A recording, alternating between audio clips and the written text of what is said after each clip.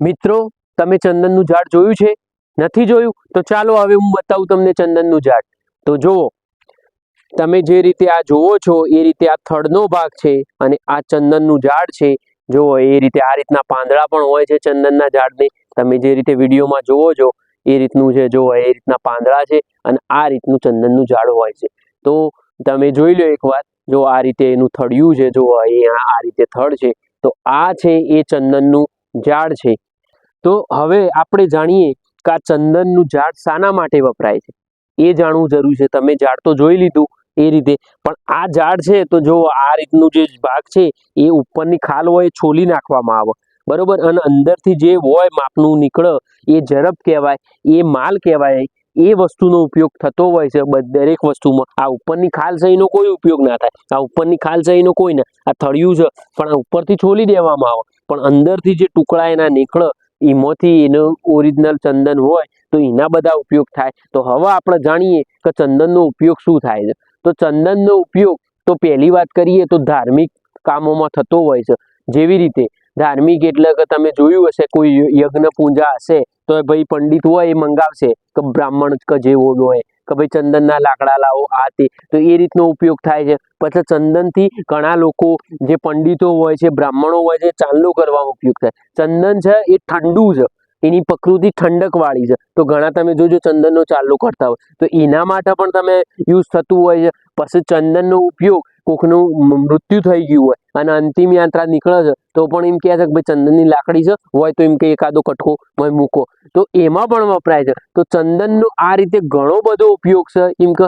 અને ચંદનનો જે રીતે બીજી વાત કરીએ તો ધારો કે અત્તર બનાવવાનું સ્પ્રે હોય છે આપણે જે માર્કેટમાંથી લાવતા હોય, તો એમાં ચંદનનો એક એવો ગુણધર્મ હોય છે કે જે તમારી દુર્ગંધ દૂર કરવા માટે, મતલબ શરીરમાંથી, તો એ સ્પ્રેમાં ઉપયોગ થતો હોય છે ચંદનનો. ચંદનનો ઉપયોગ અગરબત્તી બનાવવામાં થતો હોય છે, સાબુ બનાવવામાં પણ થતો હોય છે.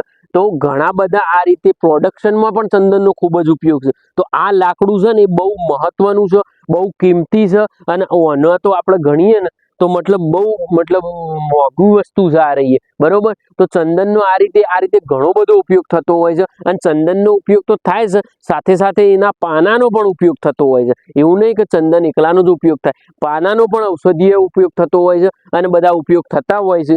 ચંદન પવિત્ર માનવામાં આવે છે અને ચંદનનું જે આ અંદરથી જે ઝડપ નીકળે એના આપણે માથામાં લગાવીએ લેપ તરીકે તો મગજ આપણું શાંત રહે છે. ચંદનનો ગુણ મેન એ જ છે કે એ ઠંડક વાળું વસ્તુ છે. તો તમારું ઉનાળામાં લૂ બૂ લાગતી હોય ને તમે પગના તળિયે પણ ઘસો ને તો આ બહુ ફાયદાકારક છે. પછી બીજી વાત કે જે ઓનો ઝડપ થાય છે, મતલબ અંદરથી લાકડું નીકળે એ સફેદ મતલબ નીકળે છે તો ઝડપ થાય એ પછી પ્રોડક્શનમાં જાય છે. જે રીતે મેં કીધું કે ભાઈ સ્પ્રેમાં જાય, સાબુ બનાવવા, અગરબત્તીમાં, તો એ બધી પ્રોડક્શનોમાં જાય છે. તો આ રીતે ચંદનનો ઘણો બધો ફાયદો છે. અને બીજી વસ્તુ કે ચંદનમાં બે પ્રકારની હોય છે, એક સફેદ પ્રકારનું ચંદન અને બીજું લાલ ચંદન. તો આ જે તમે જોઈ રહ્યા છો એ સફેદ પ્રકારનું ચંદન છે અને જે બીજું એક આવે છે એ લાલ પ્રકાર. એમ કરીને આપણે બે પ્રકારના ચંદન જોવા મળે છે. તો એના પણ એટલા જ ફાયદા છે જેટલા ઓના છે. એટલે એવું નહીં કે ભાઈ એના વધારે છે ઓના ઓછા. તો આ સફેદ પ્રકારનું ચંદન કયો કે લાલ પ્રકારનું ચંદન, બંનેના ફાયદા છે. તો ચંદનનો પછી આપણે કેવું છે કે લેપ લગાવીએ માથામાં તો આપણને ખીલ ધબ્બા જે થતા હોય ચામડી ઉપર એ ના થાય અને તમને એ બધું પણ મટી જાય. અને આનો લેપ બહુ સરસ મારે અને તમારી ચામડી નિખાર મારે. જેમ તમે કોઈ ફેસ વોશ યુઝ કરતા હોય અને તમારી ચામડી કેવી નિખાર મારે છે, એ રીતની ઓમાં પણ તમારી ચામડી નિખાર મારે. અને આ એકદમ ઔષધીય ઓનો ગુણધર્મ છે ચંદનનો, બરોબર. તો આ પણ એક ઉપયોગ છે. અને શરીરમાં મતલબ તમને તાવ આવ્યો હોય, માથું દુખતું હોય તો પણ એનો લેપ લગાવો તમે આમાં અંદર કપાળના ભાગમાં ઉપર, તો એ પણ તમને માથાનો દુખાવો મટાવે અને તાવમાં પણ તમને રાહત કરે. તો આ રીતે ઘણા બધા ફાયદા છે ચંદનના. તો હવે આપણે વાત કરીએ કે અત્યારથી પહેલા કેવું હતું કે ચંદનની ખેતી ઉપર પ્રતિબંધ હતો, પણ એવું નહીં. હવે સરકારે પરમિશન આપી છે તો ચંદનની ખેતી કરવી હોય તો તમે કરી શકો છો. તો એના માટે શું કરવું પડે, તમારે જ્યાં છોડ મળતા હોય ત્યાં લાવી અને આ રીતે હેઠો હોય ઈ કણીઓ અમુક ધારો કે આ એક વાયુ, પછી 5, 10, 15 ફૂટે દૂર વાયુ, પાછું વાવ્યું, એ રીતે શેઢે શેઢે તમે વાવી શકો છો. તો તમારો 2-3 વીઘાનો પ્લોટ હોય તો માની લો કે 50-100 ચંદનના નેલ્લેના રોપા લાવીને તમે વાવો તો 10 થી 15 વર્ષે એ તમારે તૈયાર થઈ જાય. અને 10 થી 15 વર્ષે જાણ તૈયાર થઈ જાય અને તમે વેચો એટલે તમને એમની સારી એવી કિંમત મળે અને તમારું ખેતરે પડ્યું ના રહે, કારણ કે તમે વાવો છો શેઢા ઉપર. ખેતરમાં તો તે તમારે જે ખેતી કરતા હોય એ તમે વાવી શકો.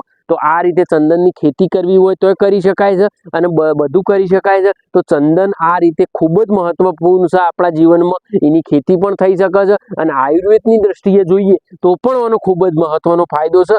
તો મિત્રો, તમને આ વિડીયો કેવો લાગ્યો? જો સારો લાગ્યો હોય તો લાઈક કરજો, શેર કરજો અને સબસ્ક્રાઈબ કરવાનું ના ભૂલતા.